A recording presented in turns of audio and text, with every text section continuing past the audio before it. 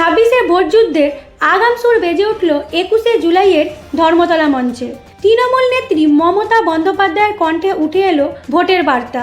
বাঙালি আবেগই আমাদের অস্ত্র। অসম ও উড়িষ্যার মতো রাজ্যে যেখানে বাঙালিদের হেনস্থা চলছে, সেই সব রাজ্যেও এবার পথে নামবে তৃণমূল। দিল্লিতে বিজেপি সরকারের বিরুদ্ধে আন্দোলনের কর্মসূচির ঘোষণাও এলো এই মঞ্চ থেকেই। একই সঙ্গে দলীয় শৃঙ্খলা নিয়ে কড়া বার্তা।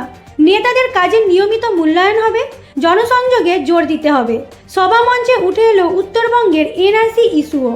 কোচবিহারের রাজবংশী উত্তম কুমার ব্রজবাসীকে এনআরসি নোটিশ নিয়ে মুখ খুললেন মমতা। এসটি শংসাপত্র রাজ্যের, অসম সরকার তা বাতিল করতে পারে না। আবেগঘন মুহূর্ত।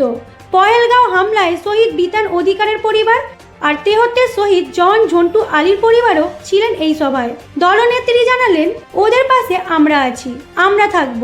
21-এর বার্তায় স্পষ্ট, 26-এ বাংলায় জয়ের রূপরেখা তৈরি করে ফেলেছে তৃণমূল কংগ্রেস। বাঙালি আবেগ, জাতীয় ইস্যু, দলীয় শৃঙ্খলা আর জনসংযোগ সব মিলিয়ে তৃণমূলের মিশন 26 এবার আনুষ্ঠানিকভাবে শুরু হয়ে গেল।